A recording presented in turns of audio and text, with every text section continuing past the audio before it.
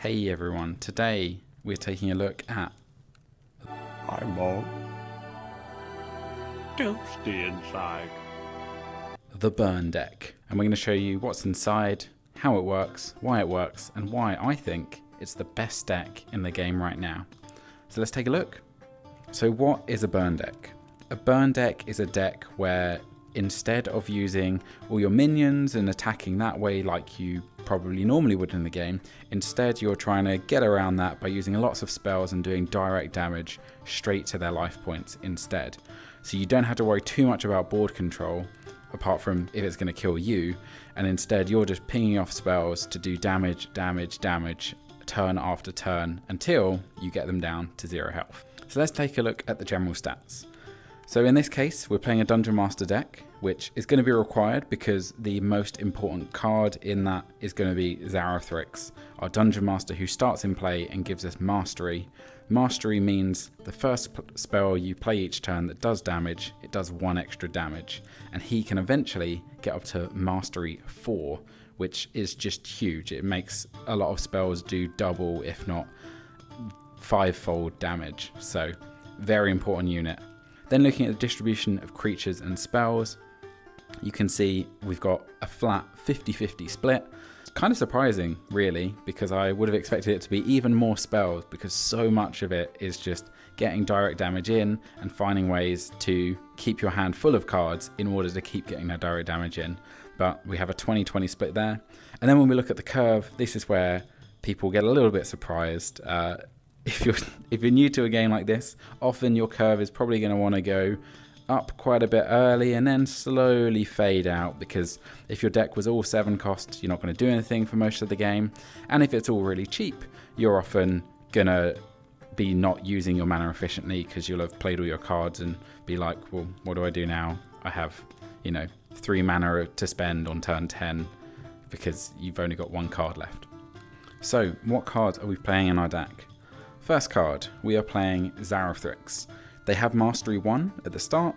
As we get through a bit of the game, they're going to get up to Mastery 2 for sure. And if a game drags out a bit, maybe we're up against a Lich or a deck that's trying to heal itself away from us, we're going to probably get into that Mastery 4 range. That's huge. The other benefits are it's a unit that starts in play, which is really good for us because we have to make sure that we stay alive long enough that we can burn our opponent's health out.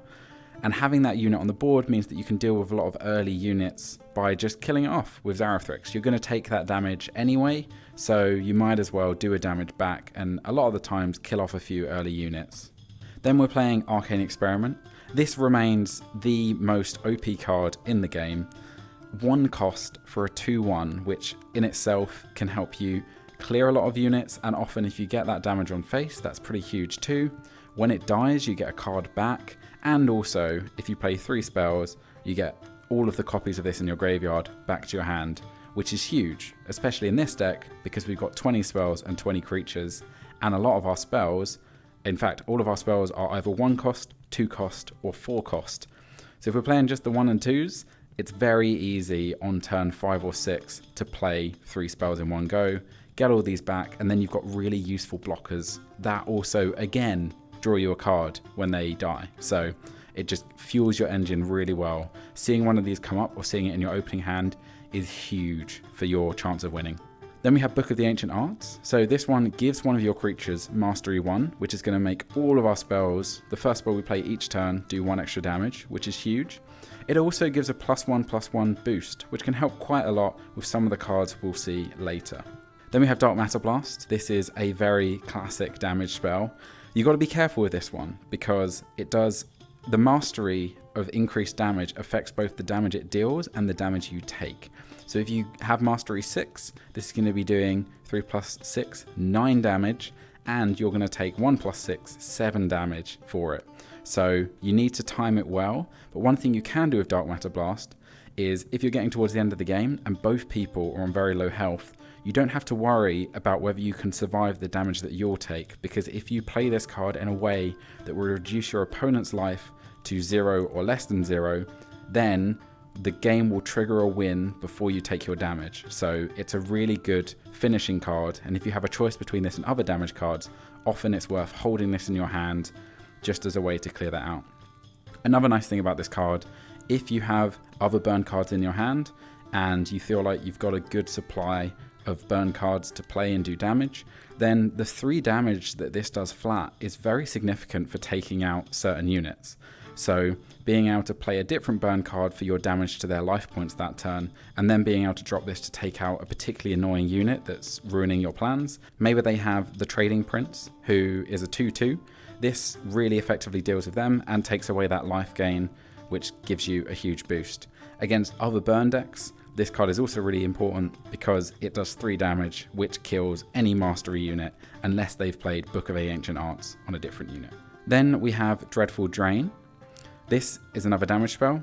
Unfortunately, this one can only target your opponent. You can't ever use it in a different way, but you gain a bit of life as well. Unfortunately, the mastery doesn't affect life gain, but it's a very important card. It's 1 cost, and it does that direct damage that we're looking for. And we're going to make sure that this card, instead of doing a 4 difference in life, we're probably going to be doing 7 or 8 difference in life with this. Then we have Dutiful Servant. This is our first mastery unit. We don't really care about the rest of the text on this. Occasionally it can make a difference, but often it doesn't. The mastery 1 is huge. It means that if we play a spell every turn, this card effectively says do 1 damage to your opponent each turn, and that's amazing. If we have played a spell, it can help us out because it can then be an effective trader. And if we do play Book of the Ancient Arts on it to get it to 2 health, if we're playing against another burn deck where their Zarathrix has 1 attack, this can be a good way to get 2 or 3 damage in. Then we have the Skywatcher Sentry. So this is one of the few cards that I've put in from MRA. And the reason why this is in is that it kind of is direct damage. Assuming that a lot of decks do not play with ranged. Obviously, we have the Gunhorn, which is problematic. However, even in that case, if you're able to get 2 of these down at once, then the first time you attack with both simultaneously, they can only kill 1 of them. And then the next time you attack with the other, and that means you paid 2 mana, 2 cards to do 6 damage, which is pretty good.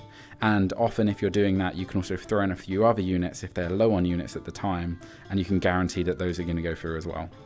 This is a really good target for Book of the Ancient Arts, because if they don't have a ranged unit yet, that's 3 damage every turn that they're taking, and there's nothing they can do about it. The other benefit is that this is a pretty high threat unit. You know that it's a problem if you don't have a way to deal with it and it's going to stay on the board. That means this is likely to be the target for Springtrap and any other damage spells, which is good because then they're not going to be doing that damage to the more important units you care about, the units which have mastery. Then we have Springtrap. This doesn't directly help our plan of doing direct burn damage. However, it's a very, very generously costed card. Honestly, if this costs 3 mana, I think everyone would still play 3 copies of it. It's a great way to stall your opponent and make sure you can build up enough board and get enough damage in before they're able to overwhelm you with the late game, because this deck does not do very well in the late game. And also, a lot of the time, if you're playing a Skywatcher Sentry and they play a flying unit, planning maybe a Skywatcher Sentry themselves, and they're trying to plan to trade later, you can Springtrap their unit. It feels like a bad use of a Springtrap, but if they don't have another ranged unit or flying unit, you're guaranteeing 2 damage to their face then for that turn. So it becomes pretty effective. So next we have the Apprentice Necromancer. It seems like a weird one because we're not doing much with Bone Amalgamates. However, this is the cheapest card that gets you 2 units on the board. And sometimes against certain decks, you want to be able to block. You want to be able to just throw something in the way to make sure you're not taking a huge chunk of damage. That's the purpose that this card serves. Then we have Dread Experiments. This is in here for card draw. There are not too many targets for things that you'd want to sacrifice, but sometimes you'll have to make choices or take risks that, and maybe even kill a mastery unit if it feels worthwhile. The benefit of having Apprentice Necromancer is that we do also have the option for having extra units that we can then sacrifice. There are a few other cards as well that Dread Experiments can be used on, and it's just a pretty good way of drawing cards into your hand, especially if you manage to get an Arcane Experiment. This is a cheap spell, which means it's even easier for you to play 3 spells in 1 turn and get those Arcane Experiments back to your hand. In fact, you can even sacrifice an Arcane Experiment, play 2 more spells, and the one you sacrifice will also come back to your hand. Then we have Hungry Mimic. This is a bit more of a tech card again. This is from MRA. It comes in with Amped, which is great. It almost guarantees the damage every turn because early on turn 2, there are very few units that can afford to take that 2 damage straight to them. And even more so, there are not many units that can take that 2 damage and survive and then deal 3 damage back to you. So either you're going to get a damage in each turn on your opponent, including the turn you play it because it has amped, or they're maybe going to choose to put their Dungeon Master instead in front of it, in which case they take 3 damage the first time and deal 2 damage back, and then the next time they take 3 damage again, and 2 mana for 6 damage is pretty huge. The other benefit of this is that in order to not take the damage, often people will just end up throwing units in front of it, and that's free board clearing. You want to make sure that their board doesn't get too big, because that's how they can overpower you and win. And if you have a unit like this, it just chips away, either at their health or either at their units. Either way, it's a bad thing for them to see appear on the table. Next, we have the Call of the Old God. This is a pretty crucial burn card. It does only 1 damage to any target. However, with Mastery, it becomes very good very quickly. It does cost 2 to play, but the first copy you play is going to shuffle copies of this card into your deck, 3 of them, which is going to put even more burn cards in your deck, which is going to help you make sure you can play 1 burn card every turn, which is how you're going to maximize the value out of your Mastery. And also, it draws you a card when you play it. It's a very good card, and often that 1 damage isn't too much of a problem. If you're playing a different burn spell first, and then you want to follow up with this to destroy a single unit that's annoying, particularly if you're coming up against a burn deck, 1 damage is usually quite significant in taking out important Mastery units or flight units, so this is going to be useful even if you're not playing it with the Mastery bonus. But it's a great card, it fills your deck with more burn spells, and that's exactly what the deck's all about. The interesting thing about this card is waiting to play it just at the right time. You don't necessarily want to play it too early, because then you're diluting the chances of you getting the Mastery units that are going to support your deck.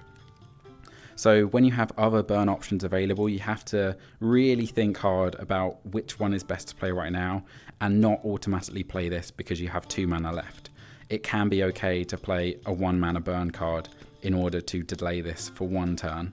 Then we have Cautious Hunting Party. This is just a 2-of in this deck, and it's a pretty good card because it spawns you 2 units and they both have ranged. It's firstly going to help us with flying units because it allows us to actually compete with them, and it can give us a bit of extra damage on them, which sometimes we can finish off with other burn spells or might kill those units on their own, which is going to help us because then if we have spare flying units of our own, those can come in and be doing 2 damage every turn rather than having to deal with their flying units.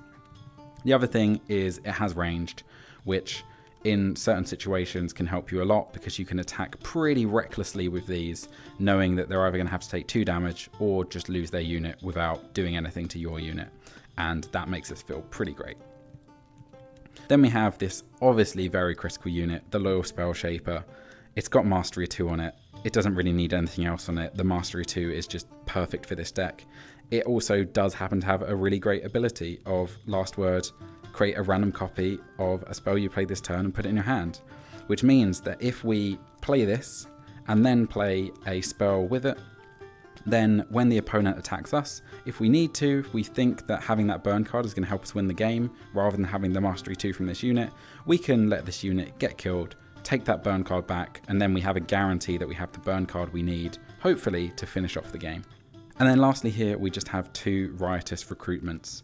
The reason why there's 2 and not 3 is I felt like this deck occasionally drew a bit flat. It just ran out of steam, and having this card is pretty powerful as a way to refuel your hand and give you options later on. Often, if you're playing this on turn 5 or 6, you're going to play this just because you're searching for just 1 burn card that you know is going to finish the game. So if you get a bit unlucky with the way the cards are coming up, this card and just 2 copies of it allows you to have that late game success still, just in case things are turning badly. And that's the Burn Mastery deck. Thank you all for watching this video. I hope it's been useful. I hope you learned some things, and I'm sure there are many different ways you can make a burn deck. Lots of tweaks and changes that you can make, so I'd be really interested to hear what is in your burn deck that isn't in this one. Are you playing 3 Hungry Mimics? Are you playing no Hungry Mimics? Let me know.